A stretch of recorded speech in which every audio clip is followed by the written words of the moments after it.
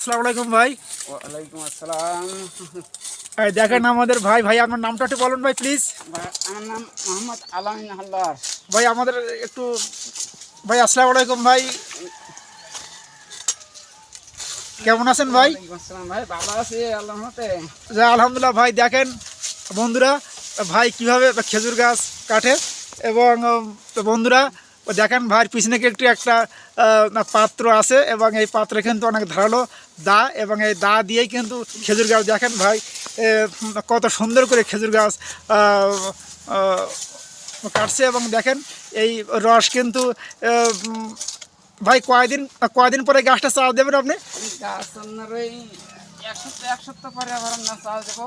ও ভাই বললো যে এক সপ্তাহ পরে এই গাছটা চাষ দেবে এবং এক সপ্তাহ পরে কিন্তু রস আসবে এবং এই রস দিয়েই কিন্তু গ্রাম বাংলার পিঠা পায়েস তৈরি হবে এবং খেজুরের রস কিন্তু একটা গ্রাম বাংলার ঐতিহ্যবাহী রস এবং এই রস দিয়ে কিন্তু পিঠা তৈরি হয় এবং খেজুরের গুড় কিন্তু একটা খুবই মিষ্টি গুড় এবং এই দিয়ে কিন্তু নানান ধরনের পিঠা তৈরি হয় এবং এই রস দিয়েই কিন্তু আমরা পায়েস তৈরি করি এবং বিভিন্ন মিলাদ মাহফিল এবং অতিথি আপ্যায়ন কিন্তু এই রস দিয়েই হয় এবং যখন শীতের আগমন এবং শীতের আগমনেই কিন্তু বন্ধুরা গ্রাম বাংলার যে ঐতিহ্য খেজুরের গুড় এবং কিন্তু খেজুরের গাছ কাটা শুরু হয়ে গেছে এবং এই রস কিন্তু অ্যাভেলেবল বিভিন্ন গ্রামে পাওয়া যাবে এবং দেখেন ভাই কত দক্ষ, তার হাত কত কারুকার্যে কিন্তু গ্রাম বাংলায় বিভিন্ন নামে বলা হয়।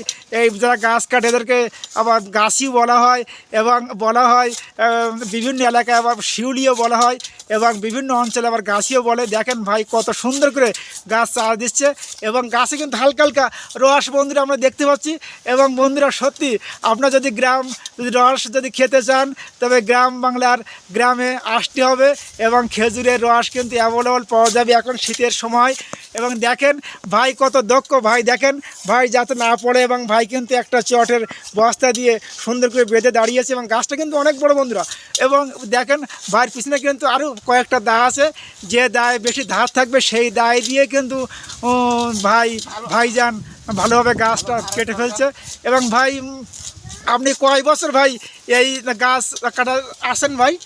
আমি 18 বছর এইখানে এই গাছের কাজ করি।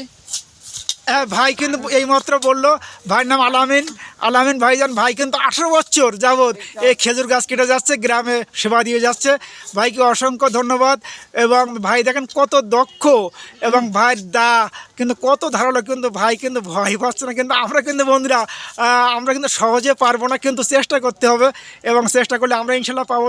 দেখেন বন্ধুরা ভাই কিন্তু আরেকটা দা মানে বের করার জন্য চেষ্টা করছে এবং ভাই দেখেন ও ভাইয়ের গাছ কাটা হয়ে গেছে। ভাই আরেকটা দা দিয়ে কিন্তু গাছটা আরও সুন্দর করার চেষ্টা করছে এবং রস আমরা কিন্তু বন্ধুরা রস দেখতে পাচ্ছি, হালকা হালকা রস। ভাই একটু রস হাত দিয়ে কি আমরা দেখাবেন যে খেজুরের রস আসলে ভাই দেখেন রস হাত দিয়ে আমাদের একটু দেখাবে। এই দেখেন রস খেজুরের রস বন্ধুরা, এই দেখেন রস ভাইয়ের হাতে রস লেগেই আছে। এখন কিন্তু পিঁপড়ার আগমন হবে রস খাওয়ার জন্য এবং ভাই দেখেন ভাই কিন্তু নামাজি এবং 5 ওয়াক্ত নামাজ পড়ে ভাই আলহামদুলিল্লাহ। কিন্তু ভাই এই কাজটা করে যাচ্ছে, এটা কিন্তু একটা সেবামূলক কাজ এবং ভাই কিন্তু অল্প পারিশ্রমিক মাধ্যমে এই কাজটি করে থাকেন এবং দেখেন ভাই আপনি একদিনে কয়টা গাছ উঠাতে পারেন ভাই এরকম? আমি গাছ হলে 17, 18, 20।